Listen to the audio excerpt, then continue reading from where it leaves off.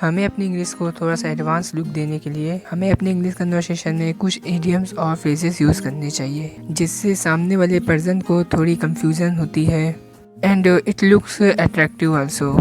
जैसे मैं आपके सामने कुछ सेंटेंसेस बोलता हूँ। I am planning to start my business according to my bucket list. You are going to speak on the stage, break a leg. I was so angry just after seeing her, I blew off steam. या फिर stop picking out anyone's evils, live and let live. तो इस video में कुछ हम idioms और phrases के बारे में बात करेंगे जो आपकी इंग्लिश लेवल को बूस्ट करने में मदद करेंगे। इस वीडियो को लास्ट तक देखते रहिए। So hello guys, welcome back to my YouTube channel इंग with Kishan. So guys, without any further let's start the video. So guys, हमारी फर्स्ट इडियम है बकेट लिस्ट।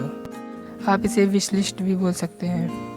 एक ऐसी लिस्ट जिसमें बहुत सारी चीज़ें होती हैं जो एक पर्सन मरने से पहले उन सभी चीज़ों को पूरा करना चाहता है या उन चीज़ों को पाना चाहता है।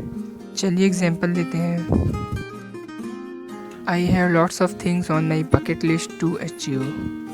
मतलब अचीव करने के लिए या उन चीज़ों को पाने के लिए मेरी बकेट लिस्ट में बहुत सारी चीज़ें हैं। I have lots of things on my bucket list to achieve.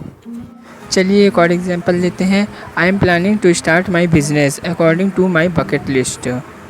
मतलब अपनी बकेट लिस्ट के हिसाब से मैं अपना बिजनेस शुरू करने का विचार कर रहा हूँ।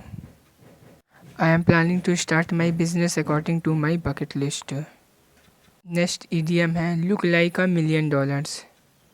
इस इडियम को आप कॉम्प्लीमेंट्स देते समय यूज़ कर सकते हो या फिर आप हद से ज़्यादा अच्छे लग रहे हो। एग्जाम्पल है you are looking like a million dollars in black gown. Means black gown में आप हद से ज़्यादा अच्छे लग रहे हो या फिर बहुत ज़्यादा अच्छे लग रहे हो। You are looking like a million dollars in black gown. चलिए एक और एग्जाम्पल के बारे में बात करते हैं। Instead of wearing sari if you wear suit you will look like a million dollars. मतलब साड़ी पहनने की बजाय अगर तुम सूट पहनती हो तो तुम और भी ज़्यादा अच्छी लगोगी। Instead of wearing sari if you wear suit you will look like a million dollars. चलिए नेक्स्ट इडियम के बारे में बात करते हैं। Blow off steam. चलिए इजी लैंग्वेज में मैं इसका मतलब समझाता हूँ।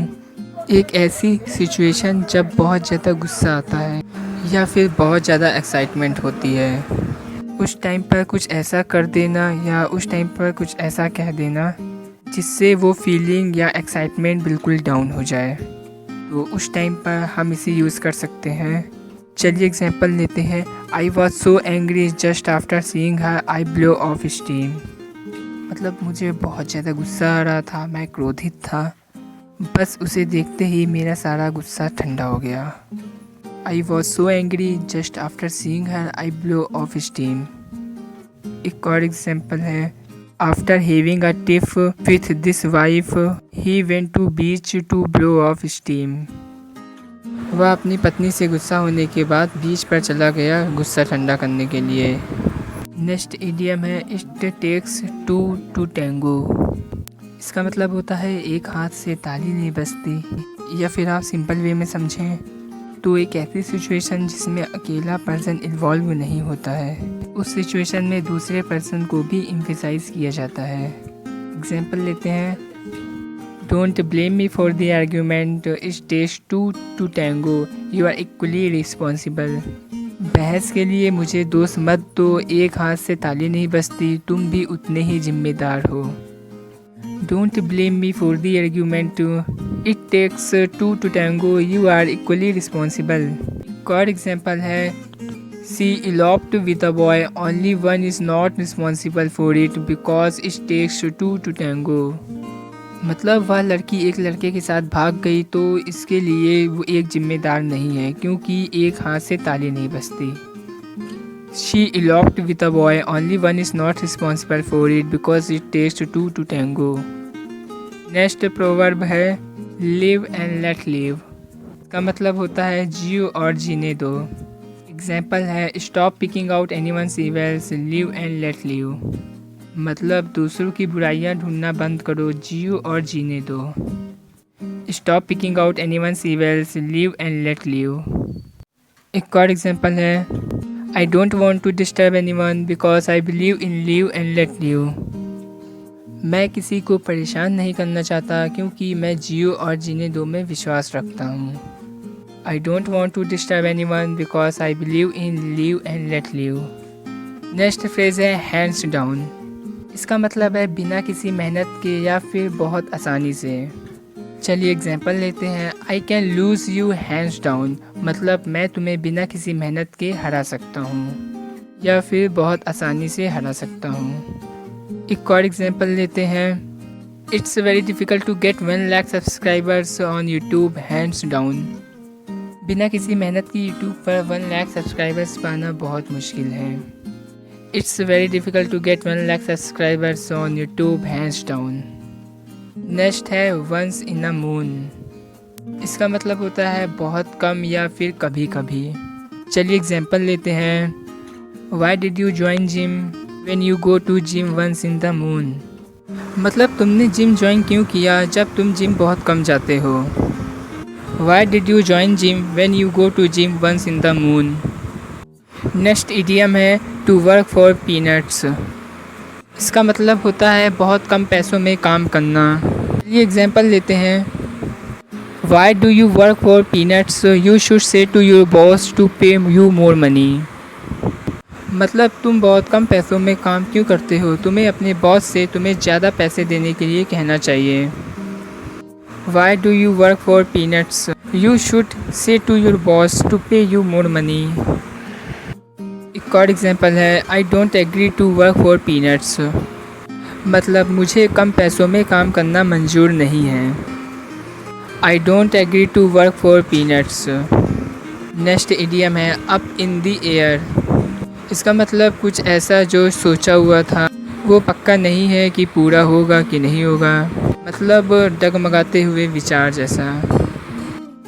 एग्जाम्पल है. We decided to take a short ride this weekend but our plan is up in the air because she is unwell. मतलब हमने डिसाइड किया था दिस वीकेंड शॉर्ट शेयर की जाए, बट हमारा प्लान डगमगाता हुआ नज़र आ रहा है क्योंकि वह ठीक नहीं है. We decided to take a short ride this weekend but our plan is up in the air because she is unwell. एक और एग्जाम्पल है. We didn't get seats in the bus. This is the reason when you leave the things up in the air. मतलब हमें बस में सीटें नहीं मिली, इसका यही कारण है जब तुम चीज़ों को केयरफुली ले लेते हो. We didn't get seats in the bus. This is the reason when you leave the things up in the air. Next idiom है ब्रेक अ लेग. इस इडियम को आप उस सेंस में यूज़ कर सकते हो जब आप किसी को विश करते हो गुड लक या फिर आप बोलते हो all the best.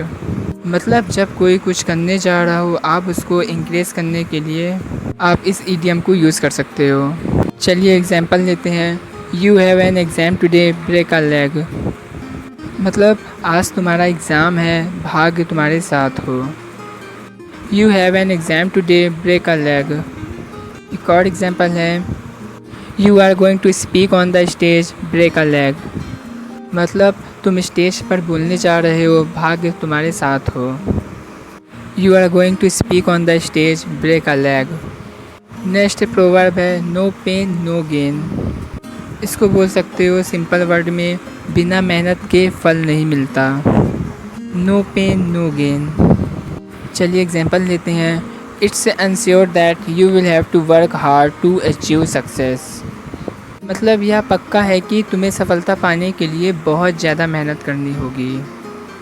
It's ensure that you will have to work hard to achieve success. चलिए एक और एग्जांपल लेते हैं. आप इस प्रोवर्ब को इस सेंस में भी यूज़ कर सकते हैं. I go to gym twice in a day to build my muscle because I know no pain no gain. मतलब मैं अपनी मसल को बनाने के लिए एक दिन में 2 बार जिम जाता हूँ क्योंकि मैं जानता हूँ बिना मेहनत के फल नहीं मिलता. I go to gym twice in a day to build my muscle because I know no pain no gain. That's it guys for this video. I hope आपको वीडियो पसंद आई होगी. Thanks for watching this video. मिलते हैं अगली video में. Till then bye bye.